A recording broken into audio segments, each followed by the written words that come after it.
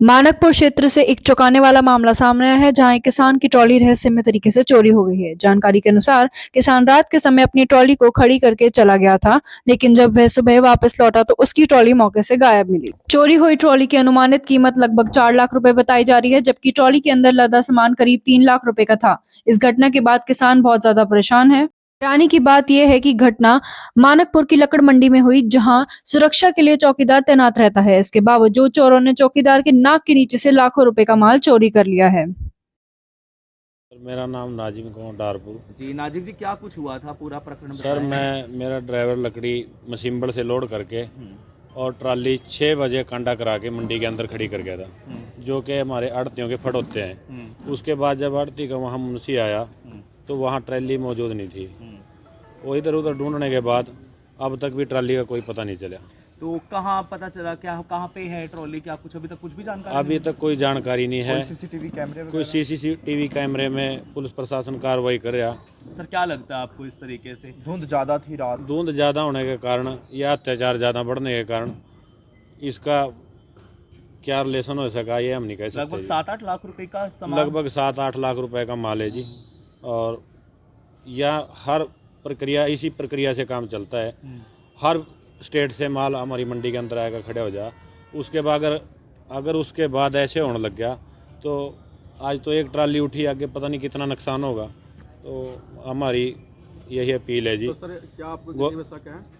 अभी तक तो किसी पे कोई शक नहीं है, क्योंकि सर ये कोई अंदर का ही आदमी होगा जो जानकारी दे रहा होगा, या उसका माल यूज का होगा। देखो अभी तक तो किसी पे कोई शक नहीं है, लेकिन हमारी सरकार से अपील है गवर्नमेंट से कि ज़्यादा से ज़्यादा जल्दी से जल्दी ट्राली को खोजा जाए। तो कौन सा थाना पड़ता है सर आपका? सदर थाना पड़ता है। सदर में आपने एप्लीकेशन दे दी? जी सदर में हमने एप्लीकेशन तो दे दी। एसएचओ साहब ने कुछ जानकारी हाँ, एसएचओ साहब ने 2 टीमों को लगा दिया और कैमरों को जो जोड़ रहे हैं। तो सर जी आपको ये संज्ञान में आए, किस तरीके से, कितना अनसेफ समझते हैं? आज इनके साथ हुआ, कल को मंडी में किसी और भी आड़ती के साथ हो सकता है। रूटीन में वैसे भी ट्रैक्टर की बैटरी उतारी जा रही, हर रोज का एक अद्धा केस आता है। ट्राली चोरी होने का पहला केस है।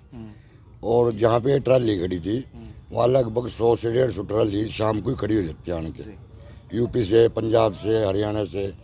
अगर इस तरह चोरी होने लगी ना तो कौन लकड़ लेगा होगा यहाँ?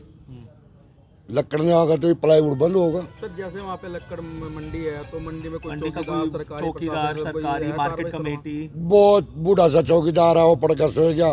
कोई उस पर गेट नहीं है, वहाँ कोई पहरेदार नहीं है। जैसा ही ट्राली चोरी तो कर सर लो। आप लोग मार्केट कमेटी के चेयरमैन से मिलेंगे इस बारे में? क्योंकि हाँ, उनसे भी मिलेंगे, सेक्रेटरी साहब से भी मिलेंगे। तो सर जैसे मार्केट कमेटी वहाँ पे बनी हुई है तो सर उसका कोई फायदा नहीं है फिर हिसाब से? तो नहीं, जो आज यह घटना हुई उस हिसाब से तो कोई फायदा ही नहीं है।